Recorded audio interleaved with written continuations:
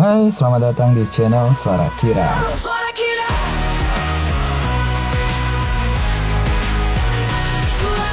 Kali ini kami akan menceritakan alur cerita film berjudul Speedwalker yang rilis di tahun 2019. Film ini bercerita tentang seorang pria yang masuk ke tubuh orang lain namun dia sendiri tidak tahu siapa dirinya. Langsung saja kita ke alur cerita film Speedwalker 2019.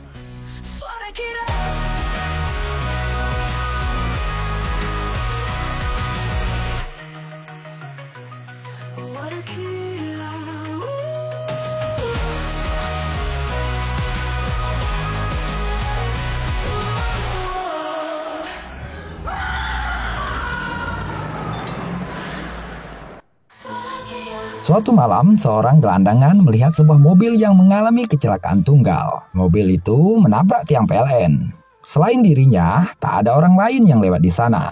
Sebagai seorang gelandangan profesional, ia sudah tentu menjara barang-barang berharga yang mungkin ada di dalam mobil itu. Lalu ia melihat si pengendara mobil yang ternyata adalah seorang pria terbangun dari pingsannya. Setelah sedikit bersandiwara, cepat-cepat gelandangan itu meninggalkan tempat tersebut. Si pengendara sendiri terlihat syok, bukan hanya karena habis kecelakaan, namun ketika ia melihat kepantulan wajahnya di cermin, ia merasa asing dengan wajah itu, seolah itu bukan dirinya. Pagi harinya setelah dilakukan perawatan di rumah sakit, si pria terlihat linglung saat seorang polwan menanyainya. Ia lupa siapa dirinya. Si polwan lalu sedikit menjelaskan bahwa mobil yang ia kendarai sudah dibawa ke bengkel Haji Rohmat. Mobil itu atas nama Kang Yan, yang sepertinya bukan mobil si pria. Dokter mengatakan bahunya terkena tembakan, yang artinya telah terjadi hal serius sebelum si pria mengalami kecelakaan. Pihak kepolisian akan melakukan pemeriksaan lebih lanjut padanya. Si pria diminta untuk menunggu di sana. Tak lama setelah polwan itu menghubungi rekannya, si pria diam-diam keluar dari pintu belakang. Lewat kartu pengenal yang ia bawa, si pria masuk ke apartemen atas nama orang itu, mengganti pakaian dan mencoba mencari tahu siapa dirinya sambil duduk di sebuah kursi. Tiba-tiba, seluruh ruangan itu bergerak. Si pria seperti tersedot anomali aneh hingga tiba-tiba saja ia sudah berada di tempat lain. Si pria mencoba mencerna apa yang sebenarnya terjadi. Saat melihat ke sebuah cermin, ia mendapati dirinya sudah masuk ke tubuh orang yang baru lagi. Belum selesai dengan sebuah teka-teki, ia sudah kembali ke soalan selanjutnya. Untuk mempermudah, kami memberi inisial Kira sebagai si pria yang berpindah-pindah tubuh ini. Saat itu, Kira sempat melihat orang yang sebelumnya ia masuk ke tubuhnya berjalan melewatinya. Kira coba mengejar, namun orang yang diikutinya malah ditabrak sebuah mobil lalu dibawa oleh si pengendara mobil itu dengan sedikit memaksa. Kira lalu melihat identitas orang yang kini ia masuki tubuhnya. Orang itu bernama Lee Sin-woo, bekerja sebagai direktur di sebuah agensi ekspedisi pengiriman paket. Saat lewat di sana, Kira yang dianggap Pak Sin-woo langsung disapa pegawainya. Kira segera pergi, meninggalkan mereka yang melihat tingkah aneh dari Pak Sin-woo. Kira bingung dengan yang terjadi pada dirinya. Malamnya ia kembali ke lokasi ia kecelakaan. Si gelandangan yang kemarin malam melihat kecelakaan yang dialaminya juga kebetulan lewat di sana. Kira segera mengikutinya. Di tempat gelandangan itu, Kira mengatakan bahwa dia adalah si pria yang kecelakaan kemarin malam dan kini ia berada di tubuh orang lain. Tubuhku tertukar, kata Kira. Aku tak tahu siapa aku tak ingat apa-apa. Si gelandangan bernama John IQ 7. John mengatakan, sepertinya bapak kurang sehat. Di kartu nama ini tertulis Lee Sin-woo, berarti nama bapak Lee Sin-woo. Pria ini bukan aku, kata Kira. Lalu siapa? Kata John. Ini pria lain, tapi bukan aku. Lalu Kira mengatakan bahwa saat ia kecelakaan kemarin malam, ia melihat John mondar-mandir di seputaran lokasi. Ia menjelaskan detailnya. Pakaian yang John kenakan sampai ke sarung tangan yang dipakainya kemarin malam. Barulah John mengerti. Berarti kamu adalah roh pria yang kecelakaan kemarin yang masuk ke tubuh Pak Lee Sin-woo. Pria itu masih hidup, Pak Sin-woo juga masih hidup. Tapi mereka bukan aku, kata Kira. Bagaimana kau tahu jika kau bukan kedua orang ini? John kembali bertanya. Itulah yang ingin aku cari tahu. Lalu John memberikan sebuah hotdog kepada Kira, sembari mengatakan bahwa untuk mengetahui dari mana asalnya dan apa tujuannya, kau harus kembali ke awal. Lalu kau akan tahu kemana kamu akan pergi. Tiba-tiba di tengah perbincangan itu, Kira kembali mengalami perpindahan tubuh. Kali ini ia masuk ke tubuh seorang mafia Korea bernama Direktur Park.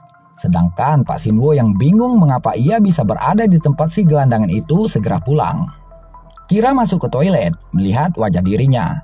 Ia menyadari bahwa ia akan berpindah tubuh 2 kali dalam sehari, yaitu setiap pukul 12 malam dan 12 siang. Di sana, 2 orang pegawainya yang sedang indehoi langsung pergi saat mengetahui bahwa bos mereka ada di sana. Malam itu juga, Kira ke bengkel Haji Rohmat, yang menurut polwan kemarin mobil itu sudah dibawa ke sana. Ia mencari petunjuk yang siapa tahu bisa mengungkap identitas dirinya. Namun, di mobil itu Kira hanya menemukan foto seorang wanita yang berlatar belakang sebuah gereja. Samar-samar Kira melihat kilasan ingatan tentang ia dengan si wanita yang ada di foto itu. Esoknya Kira mengunjungi gereja tersebut. Saat para jamaatnya sudah pergi, tiba-tiba wanita yang ada di foto itu menyerang Kira. Kira yang tidak tahu apa-apa coba menjelaskan maksud ia ke sana. Namun si wanita terus menyerangnya sambil menanyakan keberadaan Kang Yi-an. Kira mengatakan bahwa sebenarnya mereka saling kenal, namun ia lupa. Kira ingin menjelaskan lebih lanjut maksud ia ke sana. Namun Woo Jin-ah sudah kabur terlebih dahulu. Merasa mendapat jalan buntu, Kira kembali ke markas Direktur Park. Di sana ia meminta pegawai yang indehoi di kamar mandi tadi pagi untuk membawanya ke markas mereka yang lain. Akhirnya diketahui bahwa si wanita di gereja bernama Moon Jin-ah. Setelah mendapat Jin-ah, Kira kembali berpindah tubuh. Kali ini ia masuk ke tubuh seorang yang bernama Yo Jin-yong. Setelah mencuri sebuah mobil, Kira segera menuju alamat Jin-ah. Sementara itu, ternyata bisnis ekspedisi yang dijalankan Pak Sin-woo merupakan kamuflase dari mereka yang sebenarnya merupakan agen rahasia kepolisian atau yang disebut BIN. Nyong merupakan buronan BIN. Melihat Nyong nampak di salah satu CCTV di jalan masuk tol, atasan Sin-woo menugaskan ia dan anak buahnya untuk segera menangkap Nyong. Dari pembahasan itu, mereka menyebut seseorang yang bernama Kang Yan, agen yang hilang di misi terakhir mereka. Direktur Park juga ada di sana. Kini Kira sudah sampai di rumah Jin-ah. Di sana ia menggeledah rumah itu. Ia menemukan identitas Kang Yan. Ternyata Kang Yan dan Jin-ah merupakan sepasang kekasih. Kira juga menemukan fakta bahwa semua orang yang ia masuki tubuhnya terhubung dengan Kang Yan. Tak lama kemudian penghuni rumah datang. Kang Yan segera bersembunyi. Ia ingin menanyakan sesuatu kepada Jin-ah.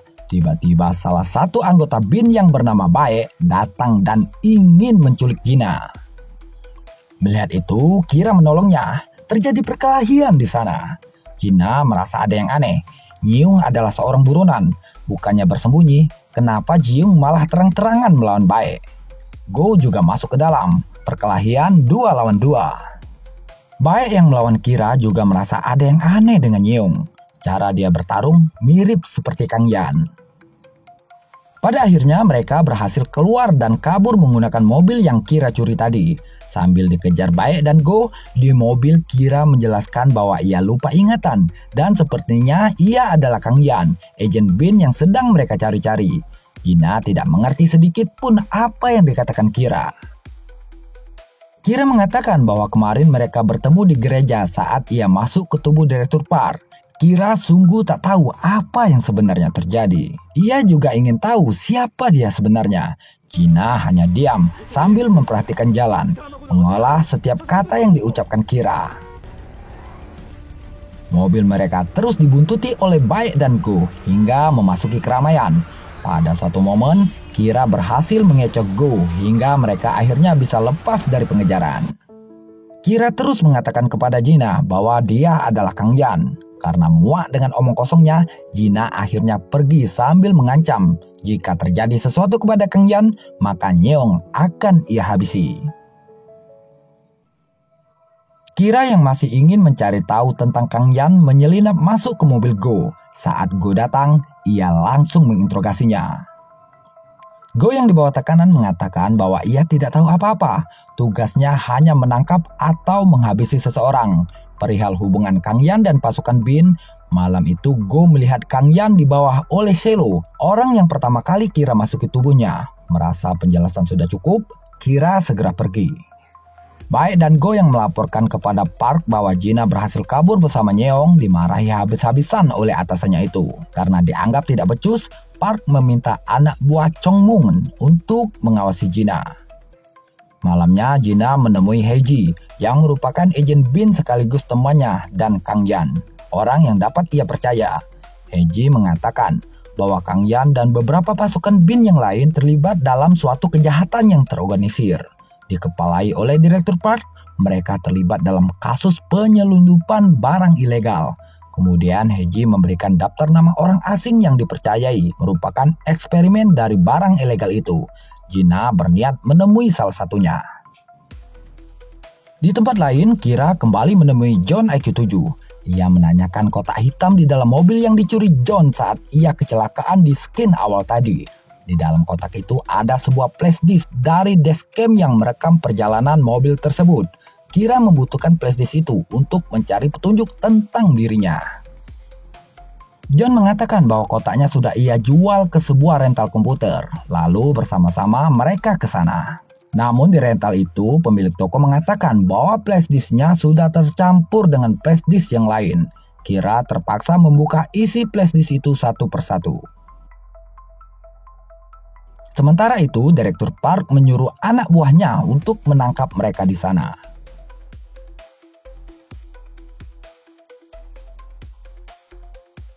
Pada akhirnya, Kira berhasil menemukan flash disk yang ia cari.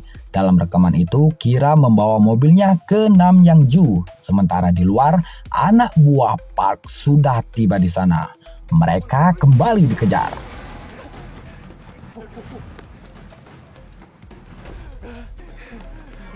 Kira tertangkap bertepatan pukul 12 malam. Ia kembali berpindah tubuh. Kali ini ia masuk ke tubuh Go yang sedang mengendarai mobil yang sedang bersama Baek.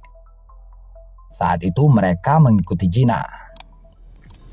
Tahu Gina dalam bahaya, Kira segera menabrakkan mobilnya ke sebuah trotoar. Lalu ia kembali ke markas Bin meninggalkan Baek sendirian. Di markas, John IQ 7 dan Nyeong sedang diinterogasi oleh Park dan anak buahnya yang lain. Kira berpura-pura menjadi Go, mengatakan akan menghabisi John IQ 7 dengan tangannya sendiri. Melihat gelagatnya, Park jadi curiga. Lalu saat pacar Go datang, Park menanyakan siapa nama pacar Go itu. Kira menjadi gugup. Jika ia tidak tahu nama pacarnya sendiri, maka Park sudah bisa dipastikan akan tahu identitas Kira yang kini berada di tubuh Go.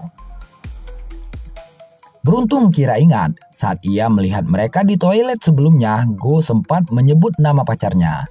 Ternyata tebakannya benar. Park akhirnya melepaskan Kira. Dengan cepat Kira membawa John menjauhi markas itu dengan menggunakan sebuah mobil, sembari mengatakan kepada John bahwa ia adalah Kira.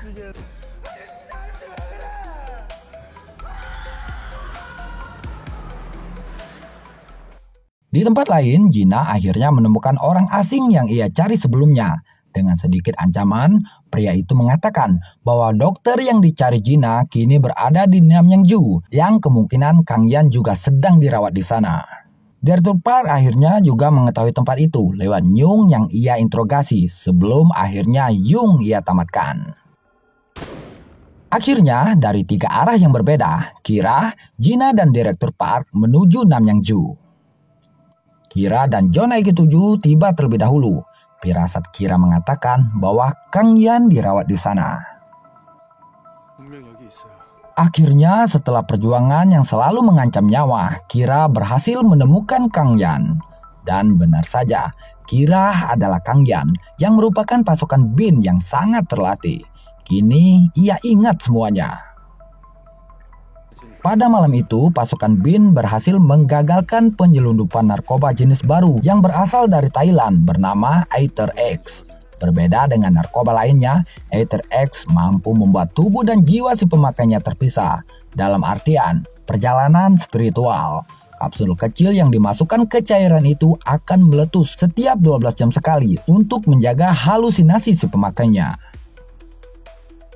Mengetahui betapa mahalnya Aether X di pasar gelap, bukannya dibawa ke markas, Park malah memerintahkan anak buahnya untuk menyembunyikan barang bukti itu. Mereka membawanya pada Nyeong dan 3 rekannya yang lain. Di sana juga terungkap bahwa Nyeong adalah sahabat Kang Yan. Saat itu, Kang Yan tidak tahu bahwa sahabatnya itu diajak bekerja sama oleh Direktur Park. Malam itu, Kang Yan dihubungi Nyeong. Nyeong mengatakan bahwa ada mata-mata di badan Bin. Ia telah dijebak oleh mereka. Kang Yan yang menyangka bahwa Nyeong sengaja mencuri Aether X memintanya untuk menyerahkan diri secara baik-baik. Kita adalah teman, aku tak mungkin membohongimu. Nyeong menegaskan sembari memberikan sebuah flash disk kepada Kang Yan. Periksalah flash disk itu, kata Nyeong kepada Kang Yan. Kang Yan jadi merasa bahwa yang dikatakan Nyeong itu benar. Namun pasukan Bin sudah terlanjur mengepungnya. Nyeong melarikan diri, dan setelah itu ia ditetapkan sebagai buronan tingkat 1. Akhirnya Kang Yan menyelidikinya sendirian. Setelah menjemput Jin A di gereja, di rumah ia memeriksa flashdisk itu. Dalam rekaman itu, 2 orang rekan Yun sudah dihabisi oleh Baik dan Go. Tiba-tiba Kang Yan ditelepon oleh Park, memintanya untuk ke markas sekarang juga. Yan merasa ada yang tidak beres karena Park menelpon menggunakan HP Gina. Di markas, setelah senjatanya dilucuti, Kang Yan dibawa menghadap ke Direktur Park.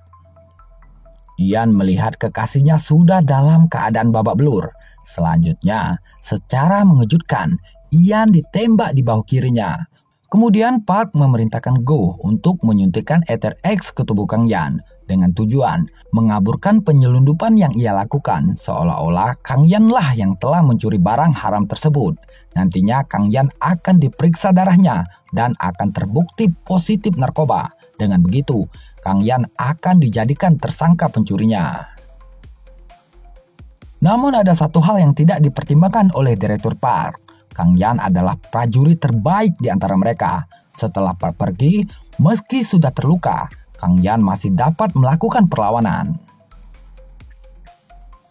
Go kembali menyuntikkan Aether X ke tubuhnya. Kang Yan seakan mati rasa. Pertepatan jam menunjukkan pukul 12 malam. Yan merasa seperti sesuatu meledak di dalam tubuhnya. Dan secara spiritual, ia sudah masuk ke tubuh Cheol yang sedang memeganginya. Kang Yan dengan cepat melumpuhkan agen-agen kotor itu satu persatu, lalu kemudian membawa Gina keluar markas. Namun Gina ingin kembali masuk. Kang Yan masih ada di dalam. Kang Yan akan padam jika ia tidak menyelamatkannya. Kang Yan sendiri merasa aneh mengapa Gina berbicara seperti itu. Bahkan Gina tak segan-segan menembaknya. Dan saat ia melihat ke kaca mobil, Kang Yan mendapati wajahnya kini berubah menjadi Cheol. Dengan masih dipenuhi tanda tanya, Yan ikut masuk kembali. Gina sudah dilarikan, sementara tubuh Kang Yan yang terluka parah tergeletak tidak berdaya. Lalu dengan sisa tenaganya, Kang Yan membawa tubuh aslinya ke Namyangju, menemui Dr. X untuk merawat dan menyembuhkan tubuh itu. Yan kembali ke markas untuk menyelamatkan Gina, namun di jalan karena kehabisan tenaga dan konsentrasi, mobil yang ia kendarai menabrak tiang PLN. Kemudian, barulah John IQ-7 lewat di sana. Kini Kang Yan sudah ingat semuanya, Agent Todd segera ia lumpuhkan. Di bawah, Direktur Park dan anak buahnya sudah tiba di sana. Gina juga sudah ada.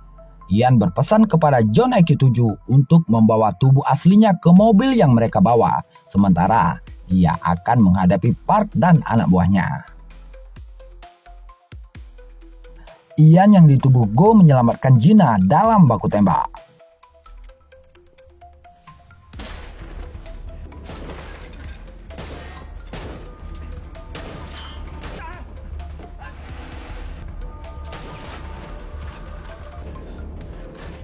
Saat Gina berlari keluar, ia langsung disambut Sing Wo yang baru saja keluar mobil. Ternyata di dalam mobil juga ada Direktur Park. Ian yang ditubuh Go akhirnya tertangkap juga. Ia ingin menjelaskan semuanya kepada Shin Wo. Namun sebelum ia memulai, di sana terungkap sudah bahwa Shin Wo merupakan dalang dari semua ini. Gina kembali diamankan, sementara Kang Yan berpura-pura menjadi Go. Para agen bin korup ini kembali ke markas mereka.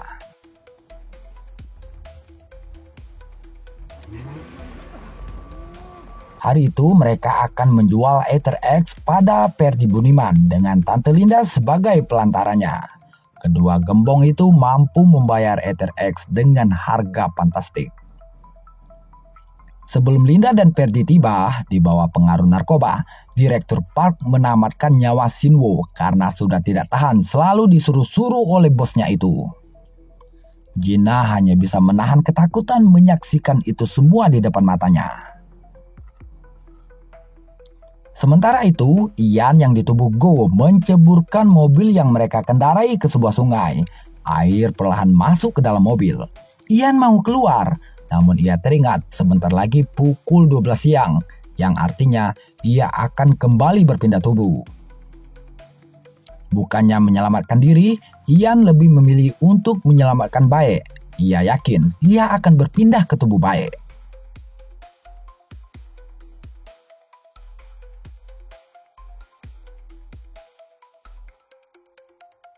Akhirnya setelah beberapa kali percobaan, Bae berhasil diselamatkan. Dan benar saja, Ian berpindah ke tubuhnya. Di markas, Park memulai transaksi mereka bersama Linda dan Ferdi. Transaksi itu sangat sakral. Tiba-tiba terdengar suatu kegaduhan dari luar. Anak buah Park mengatakan bahwa di luar Bae sedang mengamuk, menembaki mereka satu persatu. Ferdi menyangka bahwa mereka dijebak. Linda menenangkannya. Ia memarahi Park yang dia anggap bodoh. Tanpa babi bu lagi, Park mendor Tante Linda. Ferdi Budiman juga ia padamkan. Park mengatakan bahwa itu bukanlah Bae, melainkan Kang Yan. Park sangat kesal. Mengapa Kang Yan lebih memilih kesini daripada kabur menyelamatkan diri? Ia teringat, Yan kesini untuk menyelamatkan Gina. Sementara Kang Yan mengamuk, Park membawa Gina untuk ia jadikan tameng untuk menghadapi mantan anak buahnya itu.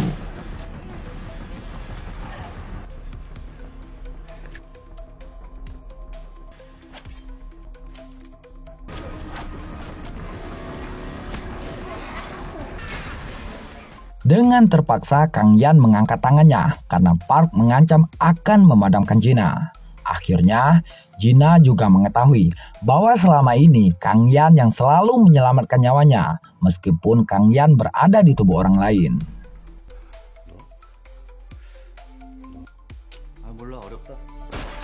Park lengah, Kang Yan dengan cepat memegangi pistol di tangan Park. Pistol itu terjatuh, namun imbasnya Kang Yan dihajar habis-habisan oleh Park. Melihat itu, Gina mengambil pistol Park yang terjatuh. Saat Kang Yan hendak ditamatkan, bersamaan itu pula, 2 peluru yang dilepaskan Gina bersarang di tubuh Park.